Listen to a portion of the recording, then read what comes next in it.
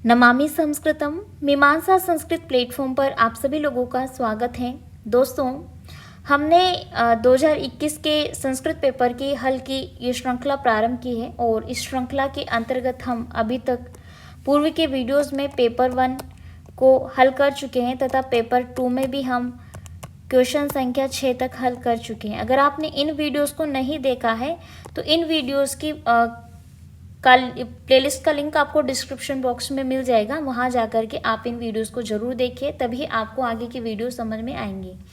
ठीक है, जैसे कि आज हम प्रश्न संख्या 7 प्रारंभ करेंगे। हमने 6 तक पूर्व में पूर्ण कर लिया है। ठीक है, तो प्रश्न संख्या 7 भी जैसे व्याख्या से ही संबंधित होता है। मैंने आपको पहले भी बताया था कि प्रश्न संख्या 5 से लेकर के 8 तक के जो भी प्रश्न होते हैं वो मूलतः व्याख्या से ही संबंधित होते हैं दोस्तों पेपर 2 में। किंतु प्रश्न संख्या 5 तथा प्रश्न संख्या 6 की जो व्याख्या होती है वो आपको संस्कृत भाषा में प्रस्तुत करनी होती है और प्रश्न संख्या 7 तथा प्रश्न संख्या 8 की जो व्याख्या है आप अपनी माध्यमिक भाषा में प्रस्तुत करते हैं। अगर आपका मीडियम इंग्लिश आपने चूज़ किया है ऑप्शनल में तो आप इंग्लिश मीडियम में इनको एक्सप्लेन कीजिए, अथवा आपने हिंदी मीडियम चूज़ किया है तो आप हिंदी मीडियम में इनको एक्सप्लेन करते हैं। ठीक है, अब ये मैंने आपको मोटा मोटी एक चीज़ बताई है कि किस तरीके से ये प्रश्नों की व्याख्या पूछी जाती है। एक चीज़ जो आपको मैं बता दूं, अभी क्लियर कर देती हूँ, जो आपके लिए जानना बहुत ज़्यादा ज़रूरी है। देखिए, प्रश्न संख्या 7 है, इसमें यूपीएससी ने मूलतः 3 ग्रंथ दिए हैं, यानी कि पाठ्यक्रम में। एक तो है नीति शतकम,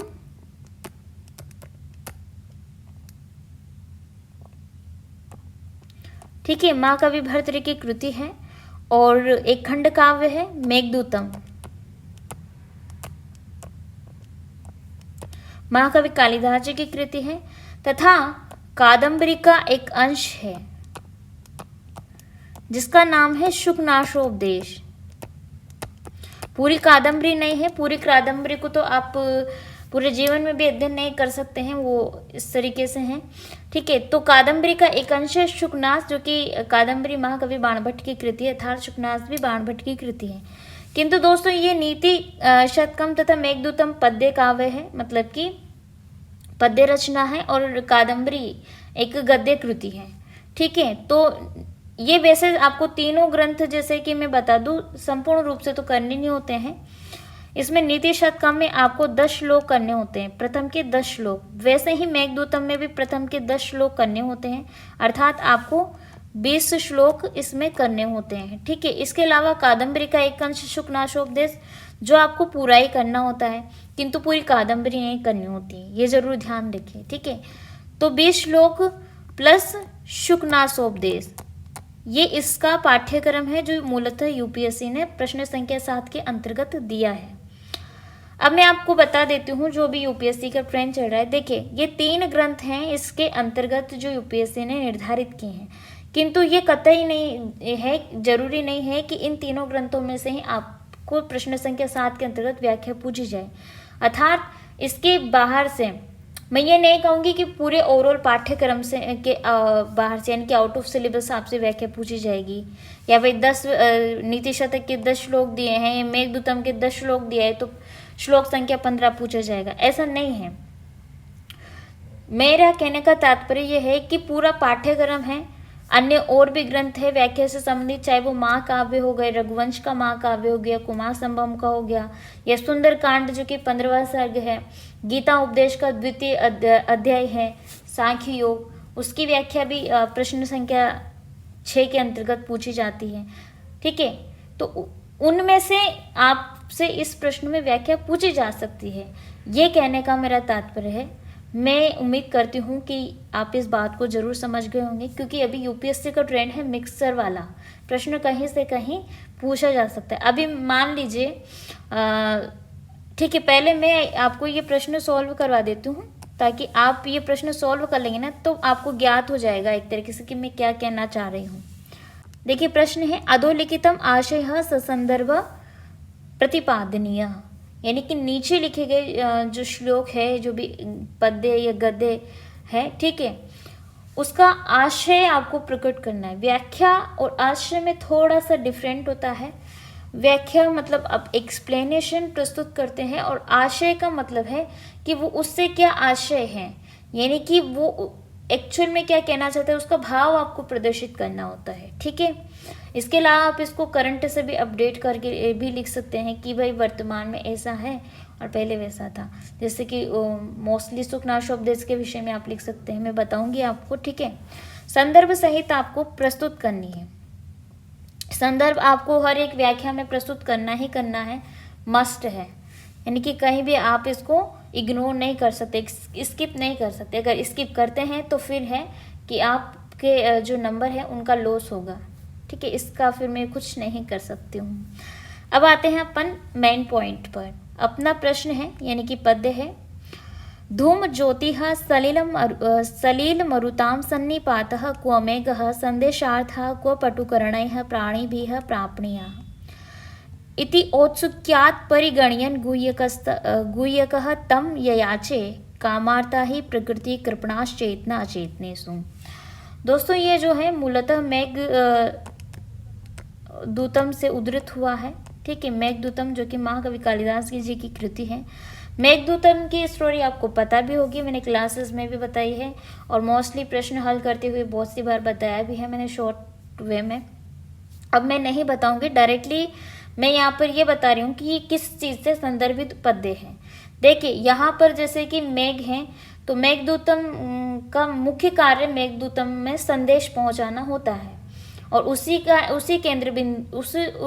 एक केंद्र बिंदु है, उसी के नाम पर ये कृति का नाम रखा गया है, एक वही आधार है इसका।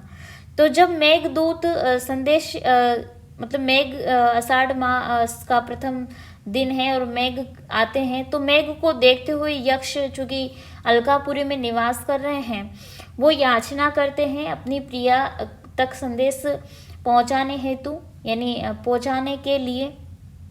तो मेघ की वो पूजा पाठ करते हैं, फूल तोड़ कर लाते हैं, प्रार्थना करते हैं कि भाई मेरी भार्या अर्थात मेरी पत्नी तक ये संदेश आपको पहुंचाना है। इस प्रकार से वो उनको बताते हैं। ठीक है, अब वो किस प्रकार से प्रार्थना कर रहे हैं वो इस पद्य में बताया गया है। तो चलिए फिर उनकी प्रार्थना को भी देखते हैं। देखिए, अगर किसी से अपनी बात मनवानी हो ना आपको, तो है कि काइंडली या पोलाइटली उससे विनम्र निवेदन, ऐसे आप बोलते हैं हिंदी में। ठीक है, तो एक नम्र भाव से बोला जाता है कि भाई ये है और आप ये काम कर देंगे क्या, ऐसा आपको बोलना होता है। तो विनम्र भाव से बोली गई जो प्रार्थना है, ये की गई जो प्रार्थना है, वो जरूर स्वीकृत होती ही है। तो उसका भी एक तरीका होता है, वो तरीका नहीं आता है तो आप सीखिएगा। चलिए, धूम ज्योति, मैं एक बार क्या करती हूँ आपको मोटा मोटी इसका पदों का अर्थ बता देती हूँ, अर्थात शब्दों का अर्थ आपको पता होगा तो इसकी व्याख्या करने में या समझने में आपको दिक्कत नहीं आएगी। जैसे कि प्रथम पंक्ति है, धूम ज्योतिः सलिलम मरुताम सन्निपातः क्व मेघ। धूम का मतलब होता है धुआं। ठीक है, ज्योति अर्थात प्रकाश, और सलिल का मतलब आप जानते हैं जल, मरु का मतलब वायु। ठीक है, सन्निपात, इनका एक क्या हो गया है, धुएं, प्रकाश, जल तथा वायु का एक संगठन बन गया है। सन्निपात का मतलब है संगठन हो जाना। ठीक है, तो धुएं, प्रकाश, जल और वायु से बना एक संगठन, यानी कि एक संपृक्त हो गया है, मिल गया है, एक मिश्रण हो गया है। इस प्रकार से आगे है पटुकरणय। पटुकरणय का मतलब है सामर्थ्य से युक्त या शक्ति संपन्न, आप ऐसे भी कह सकते हो। तो सामर्थ्य से युक्त,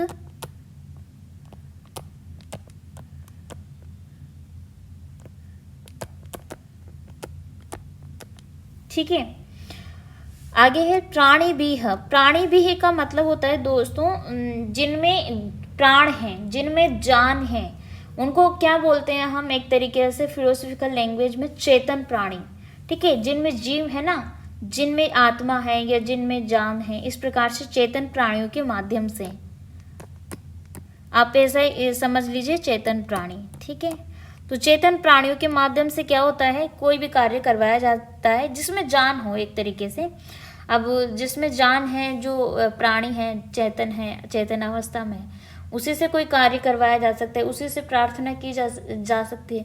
किंतु यहाँ पर मेघ से प्रार्थना की जा रही है, जो मूलतः किसके चीजों से बना हुआ है, धुएं से, प्रकाश से, जल से तथा वायु के संगठन से वो मेघ का निर्माण होता है।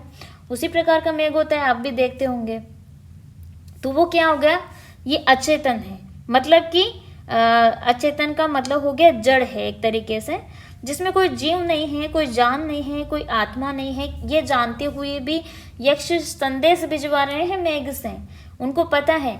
किंतु आगे कहते हैं, प्रापणिया का अर्थ भी समझ लीजिए आप। प्रापणिया का मतलब है प्रेषित किया जा रहा है, ठीक है, प्रेषित किए जाने योग्य अथवा भेजने योग्य। आप सीधा सिंपल अर्थ समझिए, भेजने योग्य। तो क्या भेजने योग्य, संदेशार्थः, संदेश का जो वाक्य है वो भेजने के योग्य, ठीक है। इति औत्सुक्याद परिगणयन गुह्यकः तम ययाचे, तम मतलब उससे, तम का प्रयोग किया गया है मेघ से, ठीक है, मेघ के लिए प्रयोग किया गया है। ययाचे प्रार्थना की जा रही है। इति औत्सुक्याद, इति का मतलब है इस प्रकार से या इस बात का, औत्सुक्यात यानी कि व्यग्रता के कारण अथवा उत्कंठा के कारण। अपरिगणयन, अपरिगणयन मतलब कि विचार करते हुए,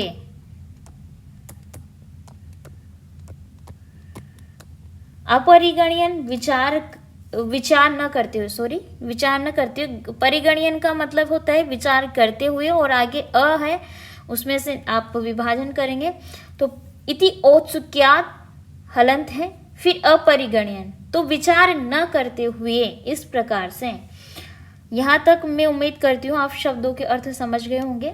अभी मैं सिर्फ शब्दों के अर्थ बता रही हूँ, ठीक है। कामार्थः, कामार्था का मतलब होता है दोस्तों जो काम से युक्त हो, कामी व्यक्ति, ऐसा बोला जाता है, काम से सताए हुए व्यक्ति, ठीक है। हाँ, मैं समझती हूँ कि आप समझ गए होंगे काम कैसा होता है। अब चेतनेसु, चेतनेसु अर्थात जिसमें चेतनता है, या इसका विभाजन करेंगे प्रकृति कर्पणा चेतना अचेतनेसु, चेतना चेतनेसु। तो चेतना चेतनेसु अर्थात सजीव, चेतना अचेतनेसु सजीव और निर्जीव पदार्थों के प्रति, निर्जीव पदार्थों में अर्थात उनका अंतर करने में जो है कामी व्यक्ति है वो विचार नहीं करते हैं, ठीक है। कृपणा का मतलब होता है, कृपण का मतलब तो वैसे आप समझते होंगे कंजूस होता है, ठीक है, लेकिन यहाँ पर है कि जो विवेक से रहित है। यहाँ पर कंजूस तो क्या ही शब्द आएगा, कृपण का तात्पर्य यहाँ पर है दोस्तों जो विवेक से काम नहीं ले रहा है या विवेक रहित है। अब कामी ये व्यक्ति होता है जो काम में पड़ा हुआ है, काम से सताया हुआ व्यक्ति है, वो विवेक उसमें कहाँ रहेगा, तो विवेक रहित इस प्रकार से। और प्रकृति का मतलब तो आप जानते हैं स्वाभाविक, जो मूलतः स्वाभाविक रूप से कैसे होते हैं, उनकी स्वाभाविक वृत्ति होती है कि वो विवेक से रहित होते हैं, जो काम से सताए गए व्यक्ति हों, इस प्रकार से। तो दोस्तों ये मैंने आपको यहाँ तक पूरे पद्य के शब्दार्थों को समझाया है। इसको समझाने के पीछे मेरा सिर्फ इतना ही उद्देश्य है कि एक तो मेघदूतम के जो पद्य हैं वो थोड़े दीर्घ समास युक्त हैं, ठीक है, समझने में दिक्कत आता ही है बच्चों को। तो इस वजह से मैंने सोचा कि आपको एक बार पहले शब्दार्थ पता होने चाहिए, तो व्याख्या आपको ऑटोमेटिकली समझ में आ जाएगी। अब देखिए यहाँ पर प्रार्थना की जा रही है, जैसा कि मैंने आपको बताया। तो प्रार्थना में क्या कहा जा रहा है कि क्व, यहाँ पर एक शब्द आया है क्व, क्व का मतलब होता है कहाँ, ठीक है, कहाँ। तो कहाँ तो धुएं, प्रकाश, जल एवं वायु के संगठन से बना हुआ वो मेघ, ठीक है। प्रथम पंक्ति का तात्पर्य है कि कहाँ तो धुएं, वायु, जल तथा प्रकाश के माध्यम से बना या संगठन से बना हुआ वो जड़, एक जो कि अचेतन है यानी कि चेतना रहित है, वैसा वो मेघ। और कहाँ पटुकरणय, पटु करने का मतलब होता है सामर्थ्य से युक्त, ठीक है। और प्राणी वह चेतन प्राणियों के माध्यम से भेजा जाने वाला वो संदेश, प्राप्तियाँ मतलब कि भेजा जाने वाला वो संदेशार्थ, संदेश युक्त वाक्य, ठीक है। संदेश युक्त वाक्य, संदेश ये समझ लीजिए आप। तो कहाँ तो धुएं, प्रकाश, जल तथा वायु के संगठन से बना हुआ वो मेघ, और इस प्रकार से जो वो यक्ष चाह रहे हैं क्या, संदेश को भिजवाना। तो संदेश तो चेतन प्राणियों के माध्यम से भिजवाया जाता है, तो कहाँ तो चेतन प्राणियों के माध्यम से भिजवाने योग्य वो संदेश वाक्य इति ओसुख्यात परिगणयन गुह्यकः तम ये याचे। इस उत्कंठा के साथ में या इस बात की उत्कंठा के कारण वो मेघ वो यक्ष मेघ से क्या कर रहा है, यज्ञाचे प्रार्थना कर रहा है। क्योंकि ही का मतलब होता है क्योंकि, या इसका मतलब निश्चय से भी होता है, किंतु मेनली जो सुक्तियां होती है ना, उन सुक्तियों के बीच में ही आता है, तो क्योंकि उसका अर्थ निकलता है, ठीक है। तो क्योंकि कामार्थः काम से सताए गए व्यक्ति या काम से युक्त व्यक्ति, कामी व्यक्ति आप समझ लीजिए, जो काम में पड़े हुए हैं, काम से व्याकुल बनाए गए हैं, इस प्रकार के व्यक्ति प्रकृति कर्पणा चेतना अचेतनेसु, यानी कि स्वभाव से ही वो क्या होते हैं, सजीव और निर्जीव, सजीव और निर्जीव पदार्थों का वो अंतर नहीं कर पाते हैं, और वो स्वभाव से ही विवेक रहित होते हैं। कृपणा अर्थात विवेक रहित होते हैं, क्योंकि वो क्या होते हैं, स्वभाव से ही विवेक रहित होते हैं, तो वो चेतन तथा अचेतन में अंतर नहीं कर पाते, ये नहीं समझ पाते कि ये जो व्यक्ति है मतलब ये एक प्राणी, एक चेतन प्राणी का कार्य है, तो इसको अचेतन पदार्थ कैसे कर सकता है, क्योंकि मेघ तो अचेतन होता है, उसमें कोई जीव थोड़े नहीं होता है, ठीक है। तो इस प्रकार से जो काम में सताया गया व्यक्ति है वो इन चीज़ों को नहीं समझ पाता है या नहीं विचार करता है, हालांकि उनको पता है, किंतु वो इस प्रकार से स्वभाव से ही विवेक रहित हो जाते हैं। उम्मीद करती हूँ आप समझ गए होंगे, और इसका अर्थ आप एक तरीके से लिख सकते हैं। अब अगर इसमें भी कोई दिक्कत हो तो आप कमेंट में कमेंट कर सकते हैं, ठीक है। आगे बढ़ते हैं। नेक्स्ट श्लोक है, मंद प्रख्यायमानेन रूपेण रुचि प्रभाम पिनद्धाम धूम जालेन शिखाम इव विभावसोहा। दोस्तों ये जो श्लोक है मूलतः अपने सुंदरकांड का जो 15वां अध्याय है, सुंदरकांड का 15वां अध्याय नहीं 15वां सर्ग है, ठीक है, उसका 20वां श्लोक है, श्लोक संख्या 20 है, जो कि अपने पाठ्यक्रम में है, और ये प्रश्न संख्या 6 के पाठ्यक्रम में शामिल होता है, ठीक है। अब मैंने आपको पहले बताया था स्टार्टिंग में, अगर आपने बिना स्किप किए इस वीडियो को भी देख रहे हैं कंटिन्यू, तो मैंने आपको एक चीज़ बताई थी दोस्तों, वो ये है कि ये ज़रूरी नहीं है कि प्रश्न संख्या 7 में जो ग्रंथ दिए हुए हैं उन्हीं से आपसे व्याख्या पूछी जाए, कहीं और दूसरे ग्रंथ से भी पूछी जा सकती है। अब चूंकि सुंदरकांड तो प्रश्न संख्या 7 के अंतर्गत नहीं आता है, जैसे मैंने आपको बताया था, ये तो प्रश्न संख्या 6 के अंतर्गत आता है, और प्रश्न संख्या 6 के अंतर्गत भी एक चीज़ मैंने आपको बताई थी कि उसमें भी नीति शतक से एक श्लोक पूछा गया था दोस्तों। नीति शतक चूंकि प्रश्न संख्या 6 में नहीं आता है, ये प्रश्न संख्या 7 के अंतर्गत आता है, किंतु ये जैसा कि अभी यूपीएससी का ट्रेंड है, भी कहीं से कहीं प्रश्न संख्या 7 का 8 में भी पूछा जा सकता है, 8 का 7 में भी पूछा जा सकता है, 7 का 6 में पूछा गया तो 6 का 7 में पूछा गया। ये जो है ना, ये पूछने का तरीका, ये मैं इसलिए बोल रही हूँ दोस्तों अभी आपको, क्योंकि क्या होता है, काफ़ी लोग हैं जो ये सोचते हैं कि भाई मुझे तो प्रश्न संख्या 6 अटेम्प्ट ही नहीं करना, क्योंकि वो कंपलसरी नहीं होता है, परंतु लिखना संस्कृत में होता है, उसकी व्याख्या करना। तो मेरे बताने के पीछे का तात्पर्य ये है दोस्तों कि प्रश्न संख्या 6 वो कंप्लीट करते नहीं हैं, और उसके पद्यों को भी, श्लोकों को भी नहीं समझते हैं।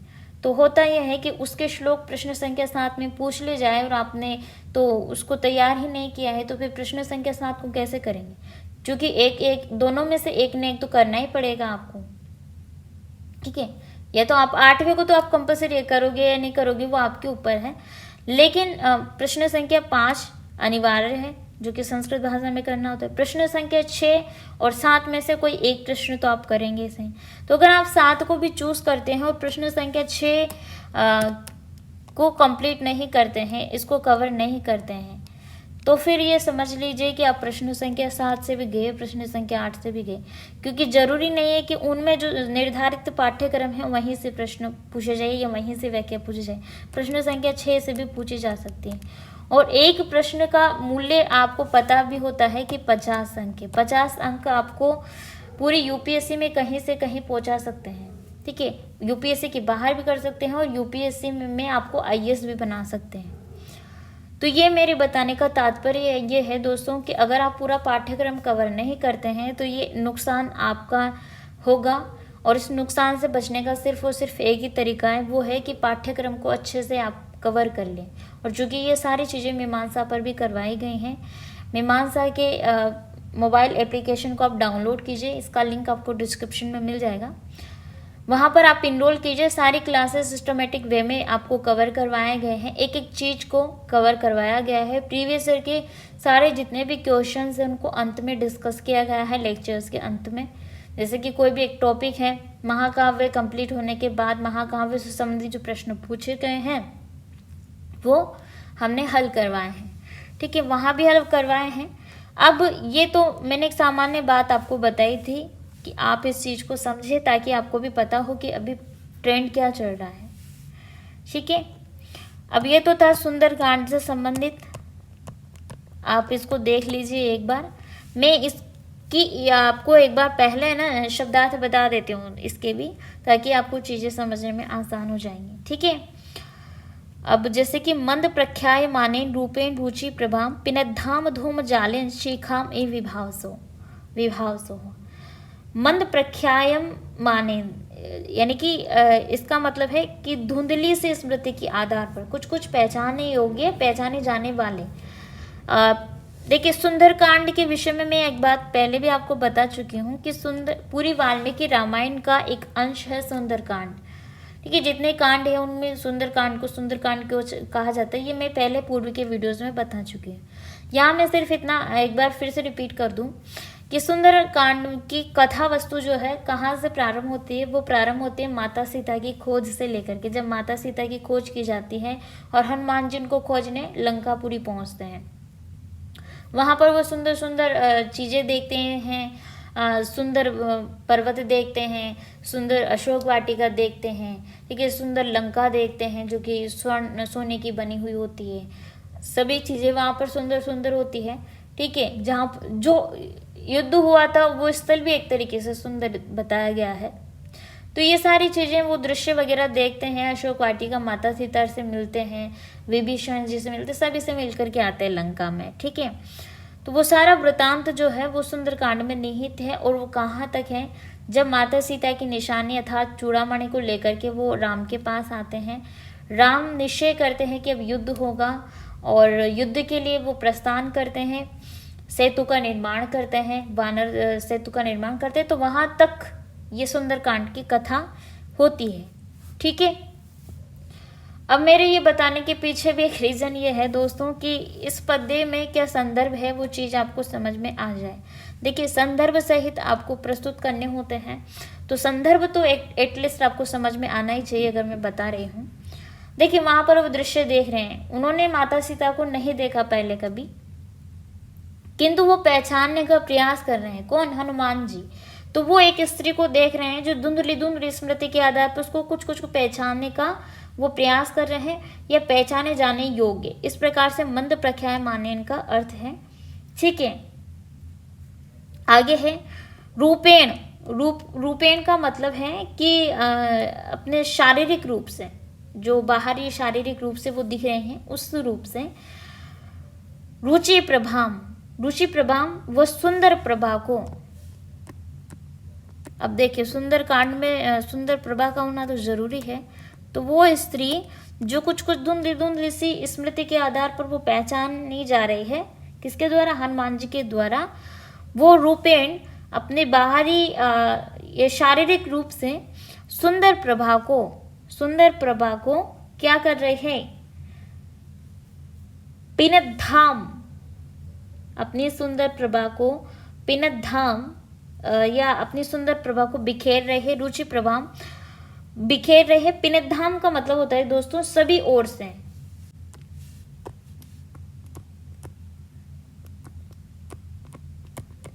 सभी ओर से वो ढकी हुई है। ठीक है, तो वो सभी ओर से ढकी हुई है। पिनद्धाम सभी ओर से ढकी हुई है। रुचि प्रभाम अपनी सुंदर प्रभा को बिखेर रही है। मंद प्रख्याय माने जो हनुमान जी के द्वारा कुछ कुछ धुंधली धुंधली स्मृति के आधार पर कुछ कुछ पहचानी जा रही है। रूपेण अपने शारीरिक रूप से रुचि प्रभाम सुंदर प्रभा को बिखेर रही है। पिनद्धाम जो कि क्या है, सभी ओर से ढकी हुई है, बलकल वस्त्रों से वो सभी ओर से ढकी हुई हैं। उसके वस्त्र कैसे मेले से बताए गए हैं सुंदरकांड में, कहीं आप देखेंगे। ठीक है, वो भी श्लोकों की व्याख्याओं में आपको पता चलेगा। धूम जालेन यथार्थ धुएं के गुबार से, शिखाम ईव, यहाँ पर एक उपमा अलंकार के माध्यम से बताया जा रहा है। शिखा में यानी कि ज्वाला के समान, शिखा का मतलब है ज्वाला। ठीक है, तो ज्वाला के समान, ईव का मतलब है कि समान ही लग रही थी। विभाव सो, विभाव का मतलब है अग्नि, ये अग्नि देवता की ज्वाला के समान वो लग रही थी। वो ऐसा क्यों लग रही थी दोस्तों? क्योंकि वो अपनी सुंदर प्रभा को बिखेर रही थी, जो कि सभी ओर से अपने जो वस्त्र हैं उनसे ढकी हुई थी। इस प्रकार से उस स्त्री को वो हनुमान जी देख रहे थे। हालांकि उनको ये नहीं पता है स्पष्ट रूप से कि यही माता सीता है जो अशोक वाटिका में इस अशोक वृक्ष के नीचे बैठी हुई है, वही सीता है। उनको ये पूर्ण रूप से ज्ञात नहीं है, किंतु वो पहचानने का प्रयास कर रहे हैं। तो ये एक तरीके से उम्मीद करती हूँ शब्दार्थ तथा संदर्भ आपको इस पद्य का समझ में आ गया होगा। अब चलते हैं व्याख्या पर। एक बार मैं स्पष्ट रूप से आपको बता दूं, देखिए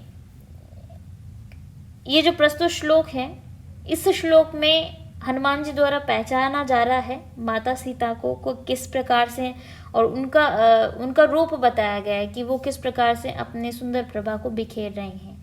ठीक है, तो धुंधली धुंधली स्मृति के आधार पर कुछ कुछ पहचानी जाने वाली अपने शारीरिक रूप से वो सुंदर प्रभा को बिखेर रही थी। और धुएं का जिस प्रकार से गुब्बार होता है ना, आपने देखा भी होगा, या देखा नहीं होगा तो आप कल्पना तो कर ही सकते हैं। तो धुएं के गुब्बार से सभी ओर से ढकी हुई थी। जैसा एक धुएं का गुब्बार होता है तो वो एकदम होता है कि पूरा ढका हुआ सा होता है धुएं से, उसी प्रकार से वो स्त्री सभी ओर से वस्त्रों से ढकी हुई थी। और वो कैसी लग रही थी? वो ऐसी लग रही थी जैसे तो कि अग्नि देवता की ज्वाला के समान वो प्रतीत हो रही हो या लग रही हो। अग्नि देवता की ज्वाला के समान वो स्त्री लग रही थी, हालांकि वही माता सीता थी। तो यहाँ पर उपमा अलंकार बता सकते हैं। साहित्यिक टिप्पणी, ये व्याकरणात्मक टिप्पणी आप कर सकते हैं तो कीजिए। देखिए, व्याकरणात्मक टिप्पणी करने का मतलब ये होता है कि अगर आपको कुछ अर्थों कुछ शब्दों का व्याकरण रूप से विभाजन करना आता है, चाहे वो संधि हुई चाहे वो समास हुआ, ये आप निकाल सकते हैं, तो ही आप व्याकरणात्मक टिप्पणी कीजिए, मूल भाव लिखिए। अथवा उसका कोई तात्पर्य नहीं है, आप गलत लिखेंगे तो मतलब है नंबर कटेंगे। इससे तो बढ़िया है कि आप लिखें मत, आते हैं तो लिख सकते हैं। ठीक है, जैसे यहाँ पर आप शिखाम ईव का पद में ईव शब्द से बता सकते हैं कि ईव शब्द में उपमा अलंकार एक द्योतक है और समानता के अर्थ को प्रकट कर रहा है, इस प्रकार से बता सकते हैं। अब हम चलते हैं नेक्स्ट गद्य की ओर, जो कि सुखनाशोपदेश से उद्धृत है। ठीक है, आपको ज्ञात भी होगा।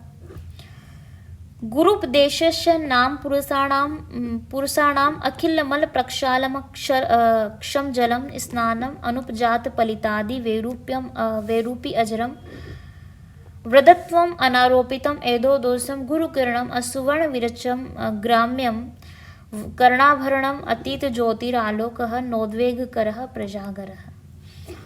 दोस्तों, जैसा कि मैंने आपको बताया कि इसमें एक संदर्भ आपको प्रस्तुत करना होता है। ये आश्रय रूप में सारी चीज़ें आपको प्रस्तुत करनी होती हैं।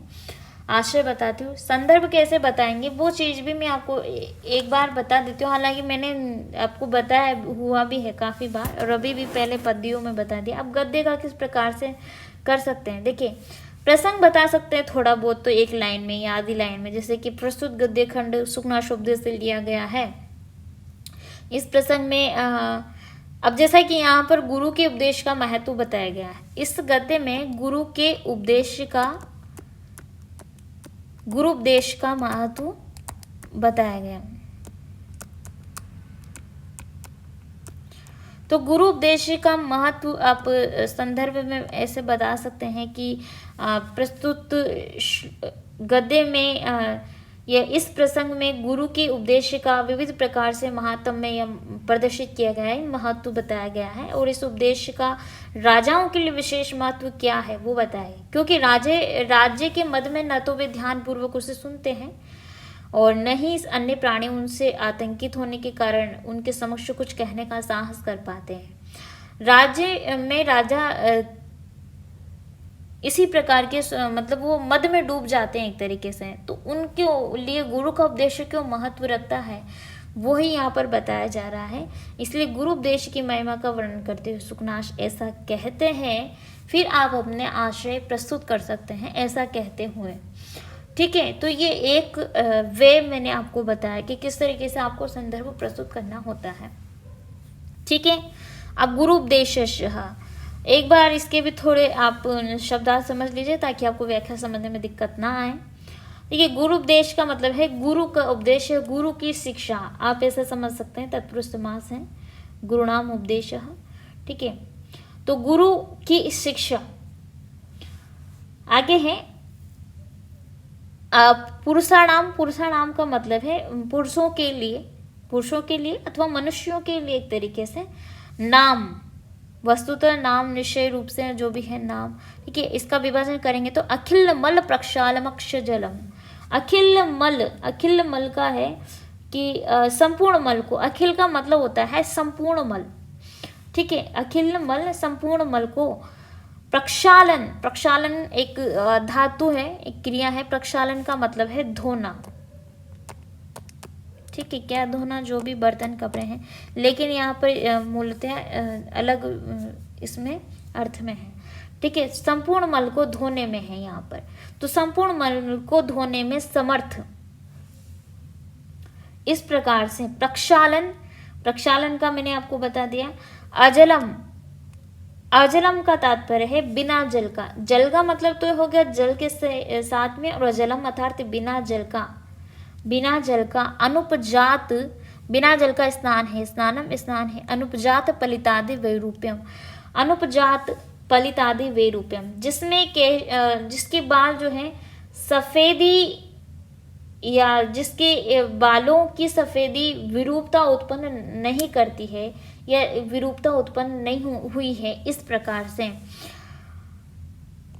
अजरम का मतलब है जरावस्था, या फिर अजरम का मतलब ये ले सकते हैं कि बिना वृद्धावस्था के ही, जिसमें जैसे वृद्धावस्था में सफेद बाल आ जाते हैं एक तरीके से, तो यहाँ पर बिना वृद्ध हुए ही और बिना सफेद बाल आए ही आप गुरु के उपदेश के कारण उस वृद्धत्व को प्राप्त कर सकते हैं। ठीक है, वृद्धत्वम अर्थात उस वृद्धत्व की क्वालिटी जो भी है उसको प्राप्त कर सकते हैं।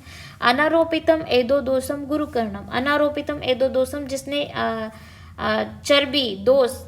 चर्बी एक प्रकार से एक तरीके का दोष होता है। तो उस चर्बी दोष का मतलब है कि मोटापा, जैसे आयु बढ़ती जाती है तो मोटापा बढ़ता जाता है। तो उसी प्रकार से जिसने मोटापा नहीं बढ़ाया है, अनारोपितम एदो दोषम, ये एक प्रकार का एद का मतलब है चर्बी, और दोषम मतलब चर्बी दोष, अर्थात जिसने अपने मोटापे को नहीं बढ़ाया है।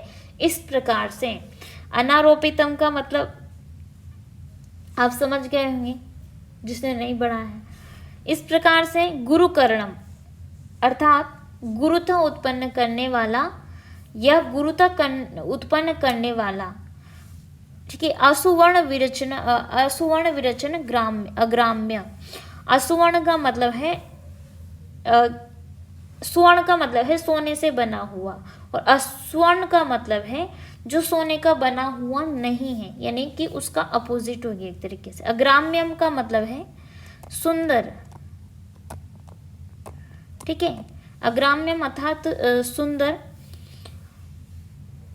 और कर्णाभरणम, कर्णाभरणम, तो आभरण का मतलब होता है एक तरीके से आभूषण, और कर्ण मतलब कानों में, कर्णों में पहने जाने वाला आभूषण। तो कानों में कौन से झुमके वगैरह जो भी है, ये कानों में पहने जाने वाला जैसे सोने का आभूषण हो, इस प्रकार से, तो वो कानों की शोभा को बढ़ा देता है। किंतु गुरु का उपदेश ऐसा उपदेश है दोस्तों जो कानों की शोभा को बढ़ाता है, हालांकि वो स्वर्ण से निर्मित नहीं, यानी कि सोने का न होते हुए भी वो कानों की शोभा को बढ़ाता है, सुंदर बनाता है कानों को। इस प्रकार से आगे कहते हैं, अतीत ज्योतिर आलोक नोद्वेग कर प्रजागर। अतीत ज्योति, अतीत का मतलब है दोस्तों एक तरीके से अतीत ज्योति अर्थात जो चमक दमक से रहित हो, इस प्रकार से जो चमक दमक से रहित हो।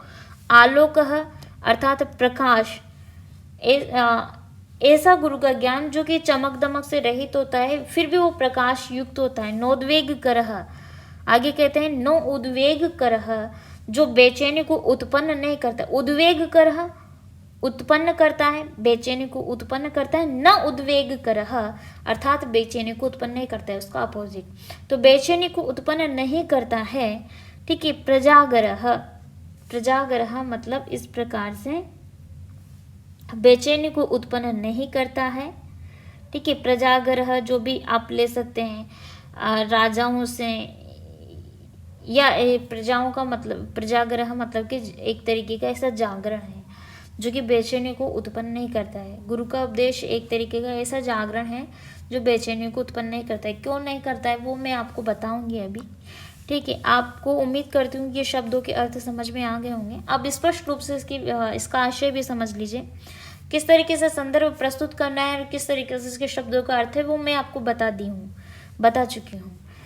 अब जैसे कि यहाँ पर गुरु के उपदेश की का महत्व बताते हुए सुखनाश कह रहे हैं, सुखनाश कहते हैं कि जिस प्रकार से जल से स्नान करने पर शरीर के समस्त विकार नष्ट हो जाते हैं। गुरु उपदेशः नाम पुरुषाणाम अखिल मल प्रक्षालन क्षम जलम स्नानम, अर्थात जिस प्रकार से स्नान करते हुए, यानी कि जल से स्नान करने पर शरीर के समस्त विकार धुल जाते हैं, नष्ट हो जाते हैं, धुल जाते हैं, उसी प्रकार से गुरु के उपदेश का महत्व बताते हुए कहते हैं कि उसी प्रकार गुरु के उपदेश से मनुष्य के न केवल बाह्य अपितु आभ्यंतर, यानी कि अंदर के समस्त दोष दूर हो जाते हैं। बाहरी दोष तो दूर होंगे इसे, किंतु आंतरिक दोष भी दूर हो जाते हैं अथवा धुल जाते हैं। इस प्रकार से गुरु का उपदेश एक बिना जल का स्नान होता है, जिसमें जल की आवश्यकता नहीं होती है, किंतु वो बाहरी रूप से और आंतरिक रूप से आपके मेल को, अपने विकारों को धो देता है।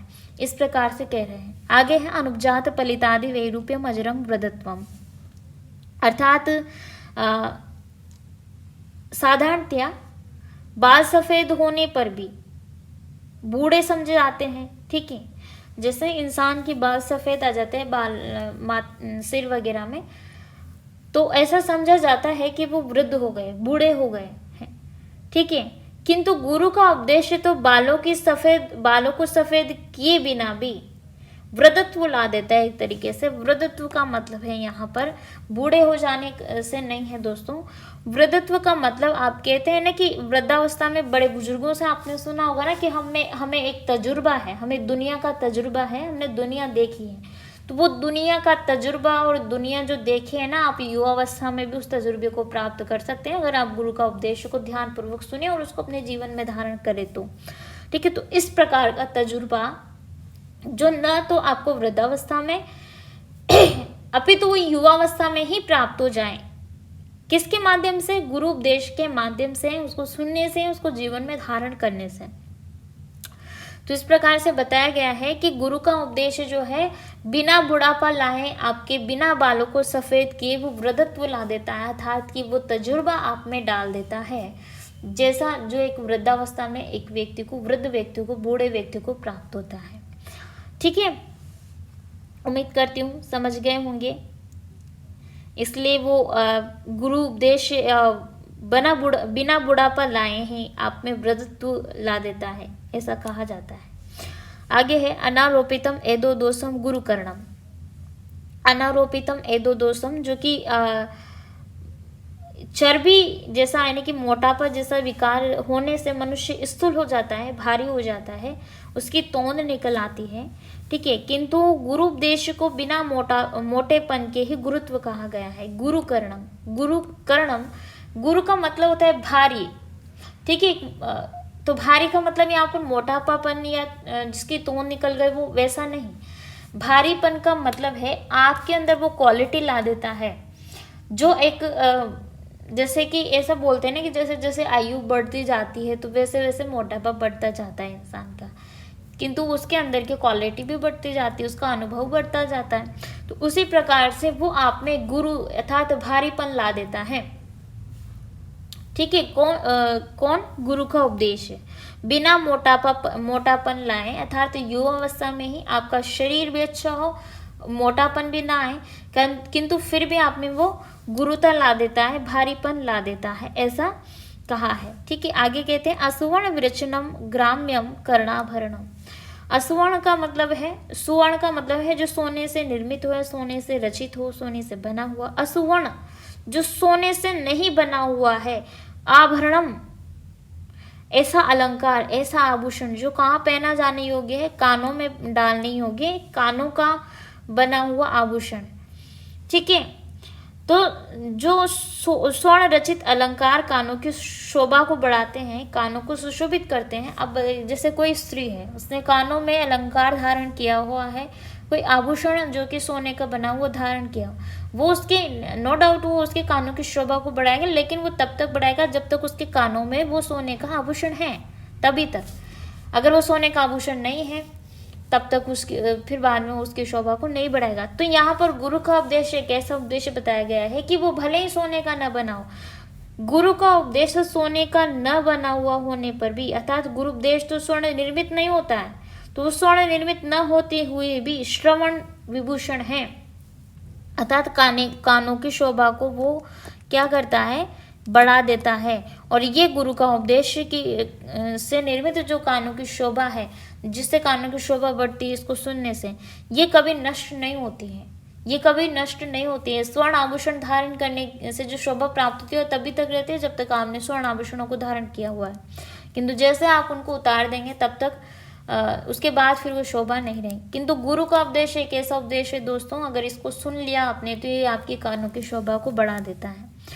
आगे कहते हैं अतीत ज्योतिर आलोक नोद्वेग करह प्रजागर। अतीत ज्योतिर आलोक कहते हैं कि गुरु का उपदेश जो कि एक तरीके से आप में जगमगाहट ला देता है, प्रकाश से जैसे जगमगाहट होती है ना, हालांकि ये चमक दमक वाला नहीं होता है, किंतु प्रकाश में जगमगाहट होती है, किंतु गुरु उपदेश तो बिना जगमगाहट के ही प्रकाश स्वरूप है, इस प्रकार से बताया गया है, ठीक है। नोद्वेग करह प्रजागर, नो उद्वेग प्रजागर, उद्वेग का मतलब ये है कि बेचैनी लाना। अब ऐसा होता है कि कोई मनुष्य सोया हुआ है, ठीक है, वो शयन अवस्था में सोया हुआ है, बीच में जाकर के आप उसको जगा दोगे ना तो उसको इतनी बेचैनी होगी, इतना बुरा लगेगा कि वो आपको चाटा भी मार सकता है, ठीक है। तो कहते हैं कि गुरु का उपदेश है ना, मनुष्य को शयन के मध्य में जगा देने से जिससे उसे बेचैनी हो जाती है, किंतु गुरु के उपदेश तो बिना तकलीफ दिए, बिना जगाने वाला उत्तम साधन है। ये उत्तम साधन एक ऐसा साधन है, एक ऐसा महत्व है गुरु के उपदेश का जो कि राजाओं के लिए अत्यधिक आवश्यक बताया गया है। न सिर्फ राजाओं के लिए लाभकारी है अपितु संसार के समस्त प्राणी जगत के लिए ये लाभदायक गुरु का उपदेश बताया गया है, क्योंकि उनको उपदेश देने वाले बहुत कम होते हैं, राजाओं को उपदेश देने वाले बहुत कम होते हैं, इससे स्पेसिफिक राजाओं का नाम बताएंगे। किंतु दोस्तों इसका महत्व इसका तात्पर्य यह नहीं है कि सिर्फ राजाओं के लिए, अगर आप अपने विद्यार्थी जीवन में हैं तो ये गुरु का उपदेश आपके लिए भी है, आप चाहे युवक हैं अथवा युवती। तो इस प्रकार से जो भी आपके शिक्षक गण आपको कुछ अच्छा उपदेश देते हैं, आपके जीवन में आगे काम आए, अच्छी शिक्षा देते हैं, तो वो चीज़ आपको जरूर सुननी चाहिए। वो आपकी कानों की शोभा को बढ़ाएगा। बिना जल का एक स्नान है जो आपके अंदर के और बाहर के विकारों को नष्ट कर देगा, आप में वो वृद्धत्व ला देगा। ठीक है, युवावस्था में भी वो तजुर्बा आपको प्रदान करेगा, वो गुरुत्व अर्थात भारीपन वो आपको ला देगा। तो इस प्रकार से आपके जीवन में वो प्रकाश कर देगा। न अतीत ज्योतिरालोक, ये प्रकाशवान नहीं होता है, गुरु का उपदेश प्रकाश युक्त नहीं होता है, किंतु फिर भी आपके जीवन को ये जगमगाहट से भर देगा, आपके जीवन में ये प्रकाश ला देगा। जिस प्रकार से जगाने से बीच में बेचैनी उत्पन्न हो जाती है। अगर किसी सोए हुए व्यक्ति को आप जगा देते हैं तो उसको बेचैनी हो जाती है, ठीक है। किंतु गुरु का उपदेश आपको नींद से नहीं, आपकी पूरे जीवन से आपको जगा देगा। और जगाने का मतलब यहाँ पर नींद से जगाने का मतलब नहीं है, यहाँ पर जगाने का मतलब है कि आप में एक अवेयरनेस ला देना, ठीक है, जागरूकता लाना। तो जैसे सोने से जगाने से तो मतलब ये है कि वो बीच में किसी को जगा दिया जाए तो वो एक तरीके से खींच उठता है, ठीक है, खींच उठता है, वो आपकी चाटा भी लगा सकता है, आपको मार भी सकता है, कुछ भी कर सकता है। लेकिन गुरु का उपदेश आप में एक तरीके से ऐसा जागरण ला देता है, ऐसी अवेयरनेस ला देता है कि आप चीज़ों के प्रति जागरूक हो जाते हैं, ठीक है, अपने करियर के प्रति जागरूक हो जाते हैं। तो ये ऐसा गुरु का उपदेश है, यहाँ से शिक्षा मिलती है, आपको जरूर अपने जीवन में धारण करना चाहिए। गुरु का उपदेश ये कि सूक्ष्म में अच्छी तरीके से बताया गया है। तो पूरी सूक्ष्म को तो आप बहुत अच्छे से कवर कर ही लीजिए। कहीं कहीं पर इसमें समासयुक्त पद मिलेंगे तो दीर्घ समासयुक्त, कहीं कहीं पर लघु समासयुक्त मिलेंगे। ये इसकी विशेषता है कादम्बरी की, ठीक है। तो उम्मीद करती हूँ आपको ये सारी चीज़ें अच्छे से समझ में आ गई होंगी, किंतु फिर भी मुझसे कुछ छूट जाता है, कोई शब्द का अर्थ आपको समझ नहीं भी आता है तो आप डायरेक्टली हमें कमेंट कर सकते हैं, ठीक है। कमेंट करके पूछिए, आपको जवाब दिया जाएगा। बाकी यहीं पर मैं अपनी वाणी को विराम देती हूँ। आप सभी लोगों का बहुत बहुत धन्यवाद। नमामि संस्कृतम।